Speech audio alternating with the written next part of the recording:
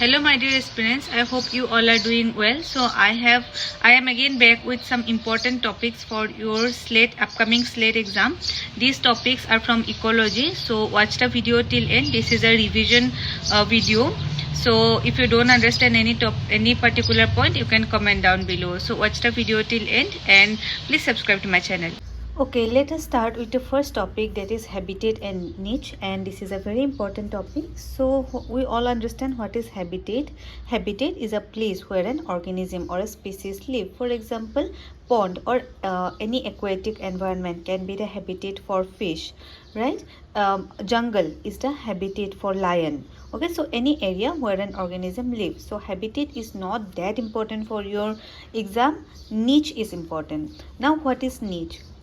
Most of us know what is niche, but if we want to define it, it's a very simple definition. Any functional area of an organism is the niche, or niche is an idea how a species or how an organism is living in the habitat.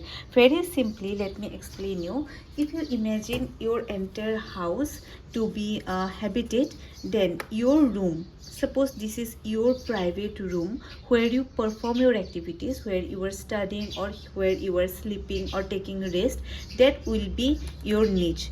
Niche is the functional area. Your functional area, your work, your function is to study.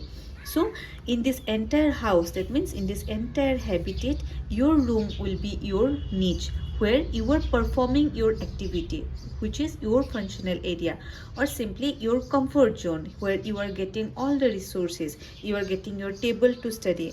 Okay, so the entire jungle can be the habitat of an organism, maybe for a deer, but the entire jungle cannot be the niche for that deer. Only a specific region, suppose this region is full of resources, and this region is out of enemy, out of predator. Suppose lion cannot reach this region of the jungle, so this region will be the niche for the deer. I hope you understood.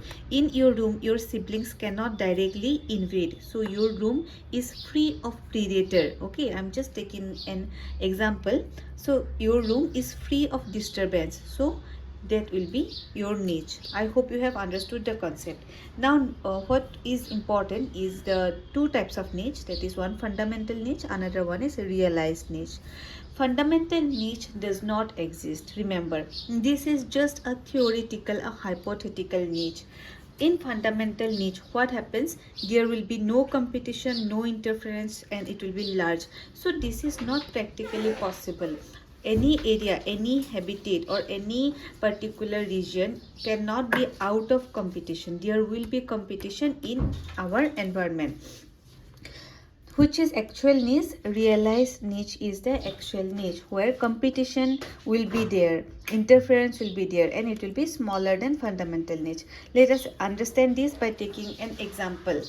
Imagine two different species, one is X, another one is Y. For example, suppose this is a habitat, this is a rock. Okay, this is a rock. Okay, and this is ocean. You have seen rocks in the beaches. Okay, so these are big rocks in the beach, for example. So here the tide, the waves can sometimes reach this region, or normally waves or the water is still this portion of the rock. So this area will definitely, this area will be moist, right? So X and Y both will prefer this area. Low tidal area will be preferred by both, because this area will be hydrated, so there will be abundance of water. Now in the absence of Y, X is occupying high tidal dry area also, and wet moist area also. High tide and low tide, both the regions are occupied by X in the absence of Y. Now what happens when Y is present? The X needs to shift to the high tidal area. This one is the high tide, this is the low tidal area.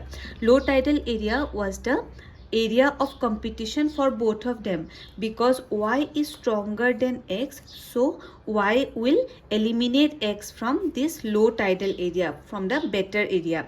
Now X has to only live or only survive in the high tidal area. Now what do you understand by this? two conclusions we can get from this. First one is y is stronger because y is able to eliminate x. In the presence of y, x is living in its realized niche. This is the realized niche of x. Low tidal area is the entire rock is the fundamental niche of x. So here fundamental niche of x is both high tide and low tidal area of the rocks, because it is living without any competition. Wherever there is no competition, no interference and large area, that will be the fundamental niche. So here the entire rock is the fundamental niche of x. Realized niche of x will be the original niche, where it is originally residing in the presence of competition. So realized niche of x will be the high tidal area of the rock. Fundamental niche of y is low tidal area, and realized niche of y is also low tidal area. Remember, stronger species, for the stronger species, both fundamental and realized niche is same, because no one can eliminate it from the low tidal area. This is his fundamental also and realized niche also. So you can eliminate this concept. This is not asked. I have just written to make you understand.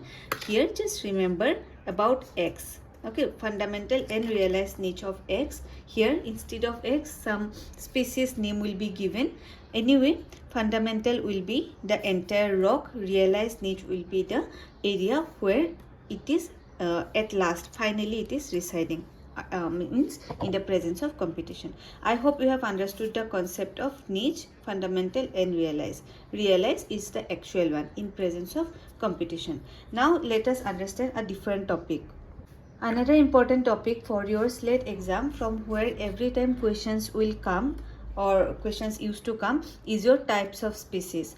So there are different types of species. Apart from these also there are more types. You can study it by yourself, but these are important ones. First type is your dominant species, which is extremely important. Dominant species are those species that are having high ecological impact in an ecosystem. Suppose this is an ecosystem. In this ecosystem, dominant species will have a very high impact, but that high impact is because of their high number. Okay, this is the keyword. You have to remember the keywords so that you can solve the match the following. The keyword for dominant species is their abundant number. Here their number will be high, maximum. That's why their effect will be maximum in the ecosystem. For example, elder tree. Okay, elder tree in their habitat or in their ecosystem, elder tree will be more in number, so it will have a higher impact. Next one is your keystone species. So keystone species is completely different from dominant species. Keystone species, in the entire ecosystem there may be only one, okay, only one individual of their species, but then also their effect is very high in their ecosystem. Okay, their effect is not proportionate to their number. There may be one or there may be a few of them. Number does not matter. Their effect is because of their crucial ecological role. For example, elephant. Okay, then next one is your invasive species. So very easy. Invasive species, example water hyacinth. They are not from that habitat. They are non-native or exotic. They have come from somewhere else by mistake or intentionally. They are brought to a different habitat. Now they are invading. Now they are not allowing their native organisms to grow. Okay, they are competing with their native organisms. Next one is the generalist species. Generalist species are those that can live in any type of environment, or that can feed on anything and everything. For example, omnivores, that can eat veg also, non-veg also. Example, raccoons. Raccoons can eat anything. It can eat grass also, it can eat garbage also. So they can live in a wide variety of environmental conditions. Remember. Next one is specialist species, which is completely different, opposite from generalist species. For example, panda, you all know, panda eats only bamboo. Okay, then They are such organisms that have very narrow niche. They will feed on only one type of food. They will eat only one type of food. So they are they have a very narrow niche, and they cannot live in any type of environment. They are very specific. That's why they are called specialist species. For example, panda and koala also. You can add here koala. Koala eat only eucalyptus leaf. So if they don't get eucalyptus leaf to eat, they will die. So their numbers are decreasing. Next one is your indicator species. Indicator species, very famous example is your lichen. So they will indicate environmental condition. Lichens grow only in non-polluted environment. You have seen in Kashmir or any hill station, the trees are full of lichens because those areas are free of pollution. So lichens can indicate that the environment is non-polluted or polluted. Earthworm will only grow in the soil where nutrients are abundant. Microorganisms can also be indicator species. They can give us information about the toxicity present in the environment. So these are different types of species. From here you will get 1 or 2 question minimum. Next very important topic is your population growth. Again here formulas are very important. You don't have to go in depth. You don't have to solve these numericals and all for your SLET exam. For your SLET exam, just remembering the formulas are enough. Numericals or solving those things will not come in this exam. So the first type of growth is your geometric growth. Okay, geometric growth is shown by organisms that are periodic breeders. They are not continuous breeder, they are periodic breeders. For example, insects, mosquitoes, they will give birth to a large number of offspring. Okay, but they are periodic. So they will show a J-shaped curve, almost a J-shaped curve, because the numbers will increase. This is time and this is growth. So they will show a J-shaped curve like this because they will give rise to large number of offspring. The formula is NT is equal to N naught R naught T. What is NT? NT, T means the time, NT means final population, N naught means the initial number of population, R naught, remember R naught means the net reproductive rate per generation. When we are talking about R naught, we are considering generation. Sometimes instead of R naught, lambda is also used. When lambda is used, here we mean time. Everything will be same, but when lambda is used, it is showing us time, but where R naught is used, we are assuming generation. Okay, so this is the formula. So net reproductive rate per generation. Okay, this means the reproductive rate of the female in one generation. Now what is lambda or R naught? If this will come, this is just one part of the formula. If R naught is not given in the question or lambda is not given, you can find out R naught or lambda equal to N1 divided by N naught. N naught is the initial population, N1 is the next population, and NT will be the final population. When 3 populations will be there N1, 2, 3 like that it will come, but whatever it is, NT will be the final population. I hope you have understood. The curve is J-shaped curve. Remember the formula. This is the main formula and the curve is J-shaped. At least you remember that. Next one is your exponential growth curve. Exponential growth curve is based on the hypothesis that resources are unlimited, but this is not exactly true. You will understand when we will study logistic growth. In exponential growth, what we are understanding, we are considering continuous breeder, okay, like microorganisms. They are also giving birth to a large number of offspring exponentially without any break. This graph is just going upward. It is also a J-shaped curve. Remember the formula, dN by dt equal to Rn. dN by dt means change in the population. Rn, this R is the rate of reproduction, N is the population, and if R is not given, you have to find out R is equal to birth rate, small b means birth rate, divided by death rate. And what is birth rate? Birth rate is equal to number of birth, capital B, divided by total population. Death rate equal to number of death divided by total population. So these things will not come, finding the numbers will not come, but you have to derive the formula maybe sometime, but at least memorize the formula if you don't want to go in depth. Next one is the logistic growth. So logistic growth means the, now exponential growth, what it is saying that resources are unlimited, but logistic growth is the actual growth curve where we know that resources are limited because there will be competition in any environment, so there will be limitation of resources. So here number of individuals that an environment can support is called the carrying capacity.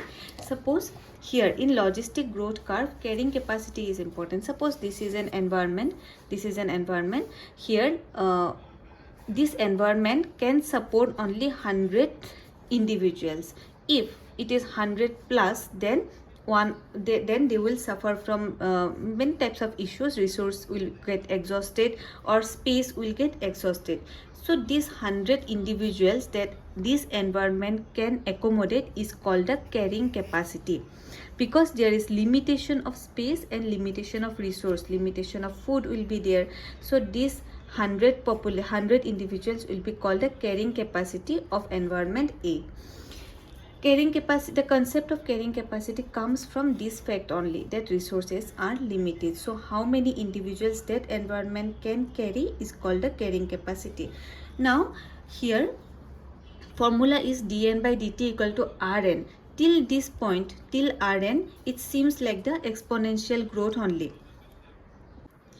but after rn we'll have to add the carrying capacity here. Okay, so here rn, k minus n, n is the population, k is the carrying capacity divided by k. So this is the final formula of logistic growth curve, because till rn this thing is not logical, because resources are not unlimited, resources are limited. So who is limiting the resource? Carrying capacity is limiting the resource. So this part you have to add with rn, I mean multiply with rn. I hope you have understood. But the curve is not J-shaped here. The curve is S-shaped curve. See, till this point, it looks like the exponential curve. But then it becomes stationary because of the carrying capacity. I hope you have understood. There are many other concepts of ecology which are important for your exam. If you want to know any specific concept, then you can just comment down below which concept you want to learn from me. I will make another video, but in this video I have covered the most important topics of your ecology. In the next video I will come with important topics of evolution. So watch the next video also, and you watch all the videos present in the channel. Each and every video is important for your exam, SLET exam. So I wish you all the best. Please subscribe to my channel. If you want to take detailed coaching of SLET or NET, CSIR NET Life Science, you can comment down below or you can contact in the given number. Bye. Take care.